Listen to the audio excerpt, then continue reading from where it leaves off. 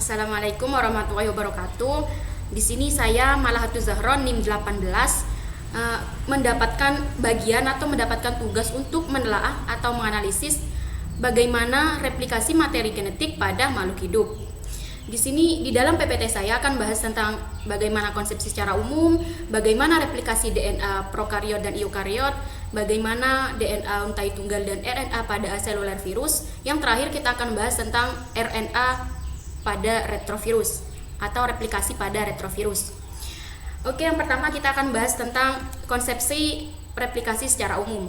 Di sini saya sajikan kerangka berpikir di mana kerangka berpikir yang pertama adalah adanya pengertian bahwa replikasi adalah hanya penggandaan DNA unting ganda maupun tunggal. Dan kerangka berpikir yang selanjutnya, replikasi berkembang karena tidak hanya membahas menggandakan DNA, tetapi replikasi di sini juga membahas tentang menggandakan RNA. Selanjutnya, konsepsi yang ketiga yaitu waktu replikasi pada eukariot bukan saat menjelang pembelahan sel, tetapi saat interfase. Kenapa seperti itu? Dengan tujuan agar sel anakan nantinya yang akan dibentuk itu sama atau identik dengan DNA induknya. Seperti itu. Selanjutnya, kita akan membahas tentang bagaimana perbedaan replikasi DNA pada prokariot dan eukariot.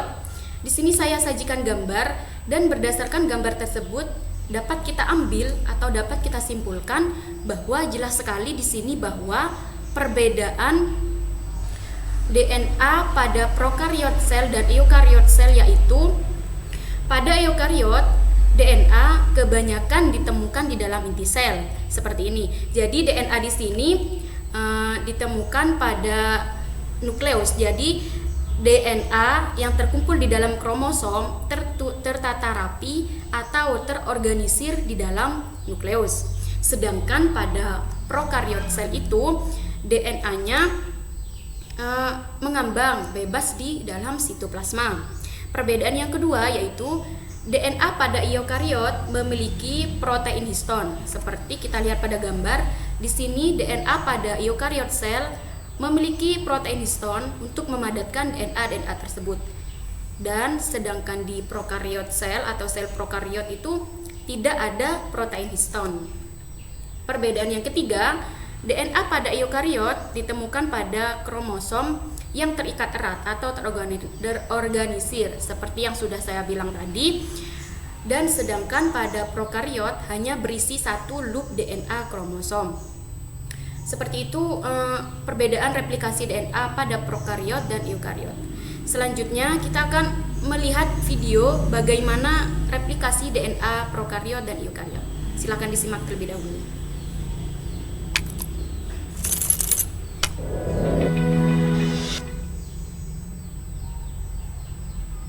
DNA merupakan molekul yang terdiri dari dua untaian saling berpilin dan berputar-putar satu sama lain dalam bentuk heliks ganda. Tiap helainya terbuat dari 4 bahasa kimia yang berurutan dan diwakili oleh huruf A, C, G, dan T.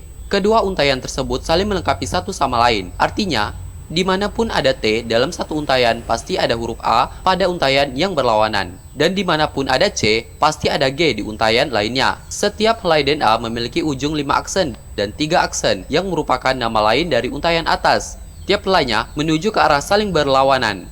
Sehingga lawan dari untaian atas yaitu ujung 3 aksen dan 5 aksen yang merupakan nama lain dari untaian bawah. Itulah yang dapat menentukannya bagaimana setiap untaian DNA dapat direplikasikan. Langkah pertama dalam replikasi DNA yaitu memisahkan dua untaian. Proses ini dinamakan unzip atau nama lain membuka resleting yang dilakukan oleh enzim helikase. Hasilnya dapat berupa bentuk di bagian dalam yang dinamakan dengan garpu replikasi. Helai yang berpisah masing-masing menyediakan template untuk membuat untaian DNA baru. Setelah tiap helainya berpisah, tiba-tiba datanglah enzim primase mengikat untaian DNA bagian atas untuk memulai prosesnya dengan cara menarik nukleotida RNA dari luar ke dalam untuk dicocok-cocokkan seperti puzzle. Enzim ini sebagian kecil membuat helaian RNA untuk mengikat sebagian untaian DNA bagian atas yang disebut primer. Bagian tersebut merupakan pusat awal dalam pembentukan untaian DNA baru. Kemudian, tiba-tiba datanglah enzim DNA DNA polimerase untuk mengikat primer yang akan membuat untaian DNA baru. Enzim DNA polimerase hanya bisa menambahkan nukleotida DNA ke satu arah dari ujung 5 aksen ke ujung 3 aksen. Untaian DNA baru ini disebut leading strand atau untaian paling maju yang dibuat secara terus-menerus. Enzim DNA polimerase berfungsi menambahkan nukleotida satu persatu ke arah 5 aksen sampai ke arah 3 aksen. Sedangkan pada bagian daerah lain di untaian bawah terdapat lagging strand atau untaian yang tertinggal sehingga tidak dapat membuat secara terus-menerus seperti untaian di bagian atas. Karena tiap untaian berjalan ke arah yang berlawanan, untaian di bawah ini hanya dihinggapi enzim DNA polimerase sebagai pembuat untaian DNA dalam serangkaian kecil saja yang disebut fragmen Okazaki. Setiap dari fragmen tersebut dimulai dengan pembentukan RNA primer oleh enzim primase.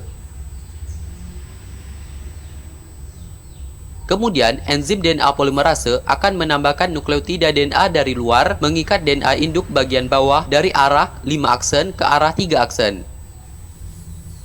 Selanjutnya, enzim primase akan menambahkan RNA primer kembali dengan jarak yang lebih jauh di daerah lagging strand. Kemudian, fragmen Okazaki dibuat lagi oleh enzim DNA polimerase dan kemudian prosesnya diulangi lagi seperti tadi. Setelah DNA baru terbuat, enzim eksonuklase akan menghilangkan semua RNA primer di kedua DNA yang terbuat. Setelah itu dilanjutkan lagi oleh enzim DNA polimerase untuk mengisi celah kosong yang tertinggal. Terakhir, enzim DNA ligase menyegel tiap-tiap fragmen DNA yang terbuat di kedua DNA yang membentuk heliks ganda secara terus-menerus. Replikasi DNA digambarkan sebagai semi-konservatif karena setiap molekul DNA terdiri dari satu untaian lama yang dilestarikan dengan satu untaian baru. Jadi seperti itu proses dari replikasi DNA pada prokariot dan eukariot. Dan dapat disimpulkan bahwa proses replikasi itu pertama adanya pemisahan untaian DNA oleh DNA helikase, selanjutnya ada inisiasi replikasi DNA, selanjutnya adanya polimerase. Polimerase di situ berarti pemanjangan untaian DNA. Selanjutnya ligase fragmen DNA oleh DNA ligase. Ligase di sini berarti penyegelan dari untai DNA tersebut. Selanjutnya, setelah membahas tentang cara replikasi DNA, selanjutnya bagaimana dampak yang ditimbulkan dari adanya replikasi tersebut. Dampak yang ditimbulkan dari adanya replikasi tersebut akan memperbanyak DNA yang terjadi pada fase sintesis saat interfase sel akan membelah. Kenapa saat sel akan membelah? Tujuannya agar sel anakan nantinya yang akan dihasilkan dari pergandaan DNA tersebut hasilnya akan identik atau sama dengan sel induknya. Akibatnya, hasil dari replikasi akan mendapatkan salinan DNA yang sama sehingga akan mewariskan materi genetik yang sama juga dan nantinya sel anakan akan mempunyai sifat yang sama seperti sel induknya. Oleh karena itu, kesalahan dalam proses replikasi itu dapat fatal. Kenapa? Karena dapat mengakibatkan perubahan sifat-sifat sel anakan. Itulah dampak dari replikasi DNA pada prokariot dan eukariot. Selanjutnya kita akan membahas tentang replikasi untai DNA tunggal dan RNA pada aseluler virus. Seperti ini struktur dari virus DNA dan virus RNA. Berdasarkan gambar di sini dapat kita ambil perbedaannya, dapat kita simpulkan bahwa perbedaan dari DNA untai tunggal pada virus dan RNA virus. Yang pertama, virus DNA sudah jelas bahwa virus tersebut mengandung informasi genetik atau mengandung materi genetik dalam bentuk DNA. Dan virus RNA dan juga sudah jelas bahwa virus ini mengandung materi genetik yaitu RNA. Yang kedua, proses replikasi virus DNA terjadi di dalam nukleus. Kita kembali ke gambar bahwa di sini virus DNA-nya terkumpul di dalam nukleus. Jadi tersusun, maksudnya terorganisir atau terikat di dalam nukleus. Tetapi pada virus RNA itu terjadi di dalam sitoplasma. Seperti ini tampaknya. Terus perbedaan yang ketiga, virus DNA itu mengandung genom yang besar karena replikasinya sangat akurat. Tetapi virus RNA mengandung genom kecil karena replikasinya rawan terjadi kesalahan. Selanjutnya, saya akan menyajikan bagaimana replikasi pada DNA untai tunggal. Berikut adalah video dari replikasi DNA untai tunggal.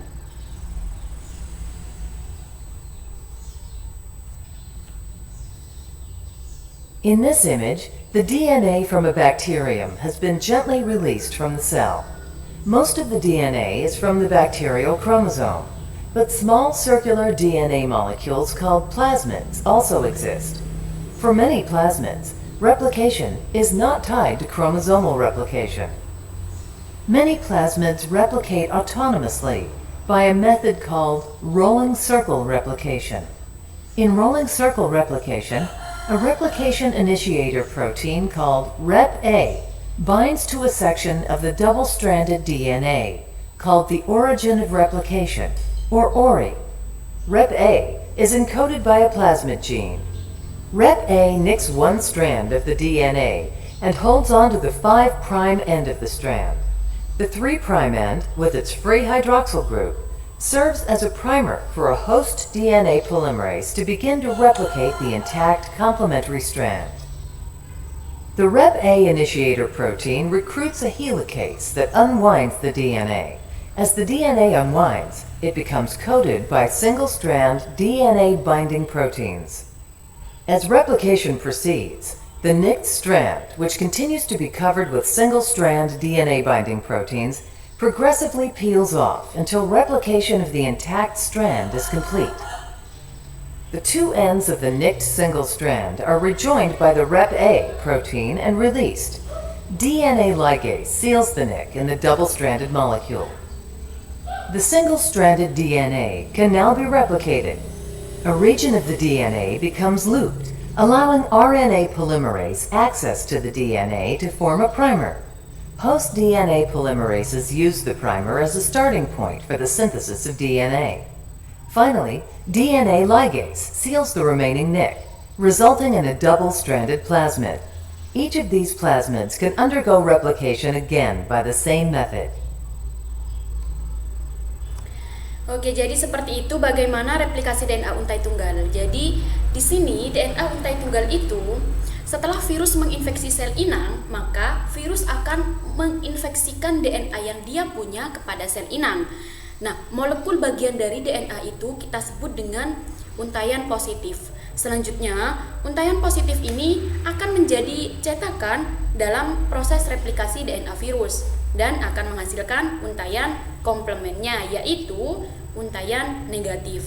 Selanjutnya juga, untaian negatif ini akan menjadi cetakan untuk membentuk untaian positif. Jadi seperti itu menurut saya disebut dengan rolling cycle, karena setelah adanya untaian positif nanti akan terbentuk untaian negatif, dan setelah untaian negatif juga akan terbentuk untaian positif. Seperti itu. Selanjutnya kita akan membahas tentang replikasi DNA untai tunggal dan RNA pada seluler virus pada bagian dampak. Virus adalah agen biologis yang dapat bereplikasi sendiri di dalam sel inang. Sel-sel yang terinfeksi virus dapat menghasilkan ribuan bahkan ratusan jutaan salinan baru virus asli. Akibat dari replikasi virus ini menyebabkan virus dapat terus tumbuh dan berkembang sehingga akan menjadi agen infeksi penyebab penyakit. Jadi kan replikasi ini adalah proses penggandaan. Jadi apabila DNA dari virus ini terus menggandakan dan terus menggandakan, maka virus-virus ini akan semakin banyak. Nah, jika virus-virus ini semakin banyak, maka peluang untuk penyebab penyakit itu juga akan semakin meningkat.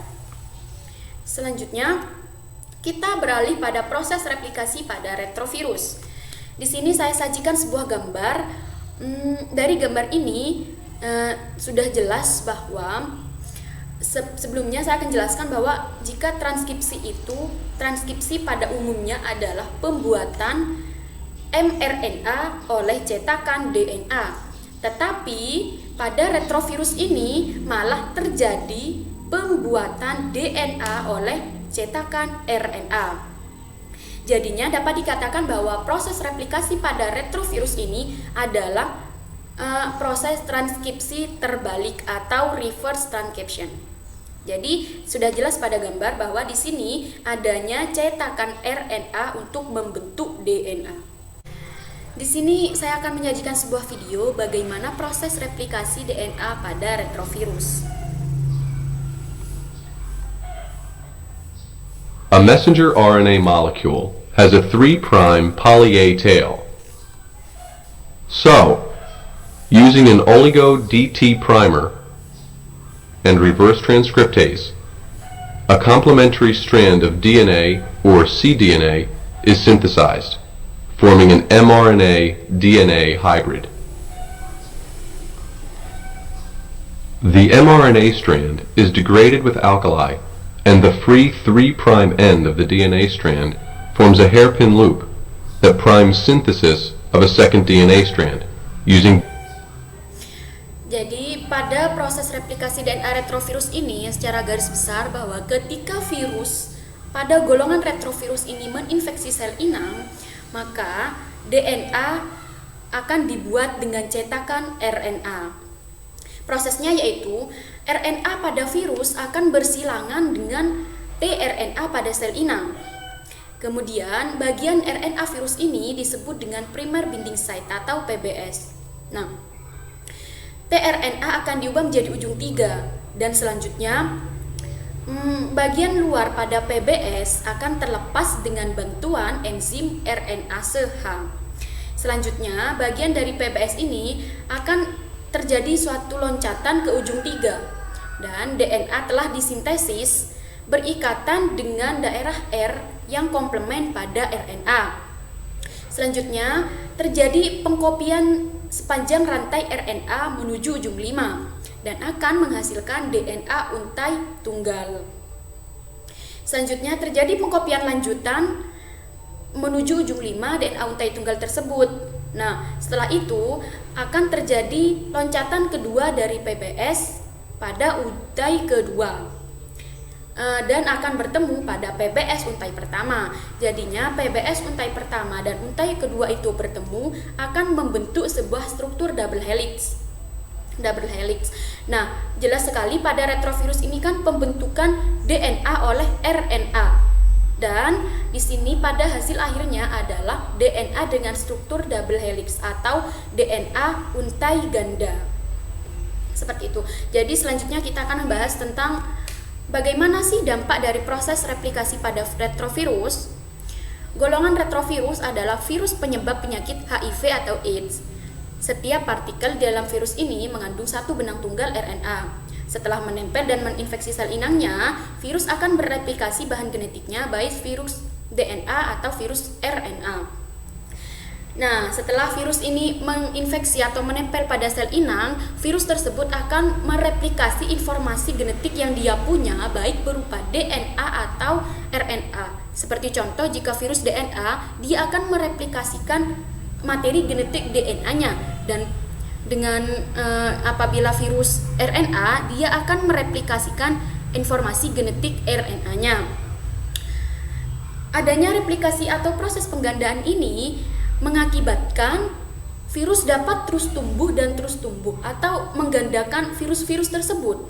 Nah, secara otomatis jika virus-virus ini terus menggandakan di dalam tubuh seseorang atau di dalam sel inang, maka tubuh tersebut jumlah sel limfosit CD4+ akan menurun. Apa itu sel limfosit? Sel limfosit adalah sel darah putih. Seperti yang telah kita ketahui bahwa sel darah putih adalah sistem imun tubuh atau sistem kekebalan tubuh manusia. Jadinya, jika dengan adanya virus ini sel limfosit menurun, maka secara tidak langsung sistem kekebalan tubuh kita atau sistem imun dari sel inang itu juga akan menurun. Seperti itu. Sekian presentasi dari saya mengenai golongan 1, replikasi materi genetik pada makhluk hidup.